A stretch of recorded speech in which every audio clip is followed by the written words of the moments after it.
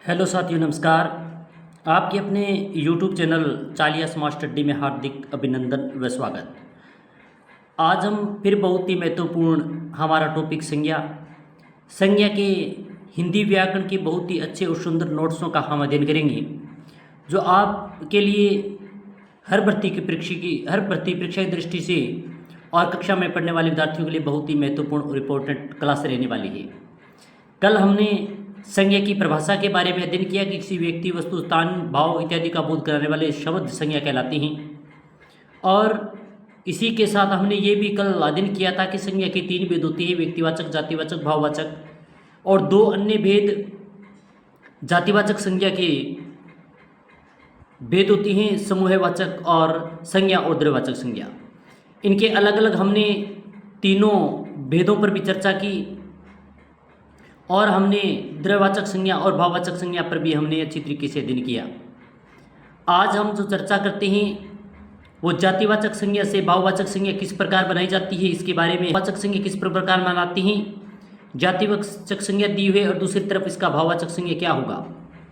अमर का अमरत्व होता है, दानव जातिवाचक संज्ञा है, इसका अगर भाववाचक संज्ञा बनाएंगे तो दानवता होगा।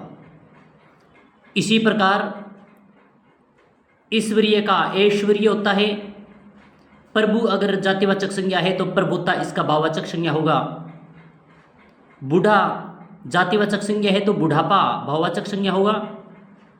इसी प्रकार जातिवाचक संज्ञा से भाववाचक शब्द अन्य बनाएं, संज्ञा शब्द बनाएं तो मित्र का मित्रता होता है, राष्ट्र का राष्ट्रीयता होता है, मानव का मानवता होता है, बच्चा का बचपन होता है और सूर का शौर्य होता है। जो अभी हमने इस पर चर्चा की, ये सभी इम्पोर्टेंट और महत्वपूर्ण हैं जो जातिवाचक संज्ञा से भाववाचक संज्ञा शब्द बने। अब बात करते हैं कुछ ऐसे बहुत से शब्द सर्वनाम से भी भाववाचक संज्ञा से बनते हैं। अब सर्वनाम से भाववाचक शब्द कौन सा बनेंगे उस पर भी हम चर्चा करते हैं। तो इसमें कुछ जैसे सर्वनाम और जाति भाववाचक संज्ञा दी गई है, तो यहाँ अपना होता है तो अपना का अपनापन होगा भाववाचक संज्ञा, और सर्व का सर्वस्व होता है भाववाचक संज्ञा। निज अगर सर्वनाम दिया है तो निज का निजत्व होता है, पराया का परायापन, मम का ममत्व और यह ममता, आप का आपा, अहम का अहंकार, स्व का स्वत्व, ये सभी सर्वनाम शब्द दिए गए हैं। और सर्वनाम शब्द से भाववाचक संज्ञा किस प्रकार बनाती हैं ये भी हमने इसमें अध्ययन किया। कल वाली क्लास में हमने सभी जातिवाचक, भाववाचक और व्यक्तिवाचक संज्ञा के बारे में चर्चा की थी। अब बात करते हैं विशेषण से भी भाववाचक संज्ञा बनाई जाती है, और विशेषण से भाववाचक संज्ञा कौन सी बनती है इसकी बात करते हैं, इस पर चर्चा करते हैं। विशेषण है और विशेषण से भाववाचक संज्ञा। सुंदर विशेषण दिया गया तो सुंदरता भाववाचक संज्ञा बनती है। सम है तो साम्य, विद्वान है तो विद्वता। इसी प्रकार बड़ा तो बड़पन होगा भाववाचक संज्ञा, विशेषण बड़ा है। मधुर विशेषण है तो माधुर्य भाववाचक संज्ञा बनेगा। धीर विशेषण है तो धैर्य बनेगा। इसी प्रकार विशेषण की ओर चर्चा करें तो उदार का उदारता बनता है, कर्षण का कृष्णता बनेगा, छोटा का छुटपुन भाववाचक संज्ञा बनता है और लघु का लघुता बनेगा। इसी प्रकार निर्बल का निर्बलता और भयानक का भय भाववाचक संज्ञा बनता है। अब अन्य पर चर्चा करते हैं तो कठिन का कठिनाई बनेगा, ऊंचा का ऊंचाई बनेगा, अच्छा से अच्छाई बनेगा और पंडित्य पांडित्य बनेगा। ये सभी जो दिए गए हैं वो विशेषण से भाववाचक संज्ञा बनने वाले हैं। अब बात करते हैं क्रिया से भाववाचक संज्ञा किस प्रकार बनता है। एक तरफ क्रिया दिया गया है, दूसरी तरफ भाववाचक संज्ञा दी गई है।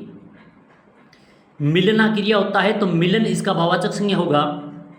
हंसना से हंसी होगा, चिल्लाना से चिल्लाहट होगा, दौड़ना से दौड़ होगा, कूदना से कूद होगा, चलना से चल होगा, जागना से जागरण होगा, लिखना से लिख होगा। और आगे चर्चा करें तो पढ़ना से पढ़ाई होगा, घबराना से घबराहट होगा, रोना से रुलाई होगा, खाना से खाद्य होगा, और क्रिया मिलाना होता है तो मिलाप होगा। इसी प्रकार खेलना से खेल होगा, और पहनना क्रिया है तो पहनावा होगा, और बैठना क्रिया है तो बैठक होगा। ये सभी क्रिया से भाववाचक संज्ञा शब्द बने। अब बात करते हैं अभ्यास प्रश्न की, जो हमने अभी इसमें संज्ञा के संपूर्ण टॉपिक पर चर्चा करने के बाद में कुछ महत्वपूर्ण अभ्यास प्रश्न हैं। संज्ञा का उचित परिभाषा लिखिए। यानी उचित परिभाषा क्या होगी? किसी व्यक्ति, वस्तु, स्थान, गुण के नाम को संज्ञा कहती हैं। संज्ञा की कितने भेद होती हैं? तो संज्ञा की भेद करें तो मुख्य रूप से 3 भेद होती हैं तथा अन्य 2 भेद होती हैं। जातिवाचक संज्ञा की परिभाषा लिखिए। जिस संज्ञा से किसी एक जाति या एक वर्ग की सभी वस्तुओं का बोध होता है उसे जातिवाचक संज्ञा कहती हैं। व्यक्तिवाचक संज्ञा किसे कहती हैं? लिखिए। तो व्यक्तिवाचक संज्ञा की बात करें तो जिस संज्ञा शब्द से किसी विशिष्ट व्यक्तियों द्वारा यह स्थान का ज्ञान हो उसे व्यक्तिवाचक संज्ञा कहते हैं। यानी विशिष्ट व्यक्ति द्वारा कोई स्थान का ज्ञान होता है उसे व्यक्तिवाचक संज्ञा कहते हैं। 5वां प्रश्न है कि व्यक्तिवाचक संज्ञा और जातिवाचक संज्ञा में अंतर बताइए। तो इसके उत्तर की बात करें तो वे संज्ञा शब्द जो किसी विशेष व्यक्ति या वस्तु के स्थान का बोध कराते हैं उसे व्यक्तिवाचक संज्ञा, तथा उसके विपरीत जो संज्ञा शब्द अपनी सामान्य जाति का बोध कराते हैं उन्हें जातिवाचक संज्ञा कहते हैं। 6ठा है भाववाचक संज्ञा किसे कहते हैं?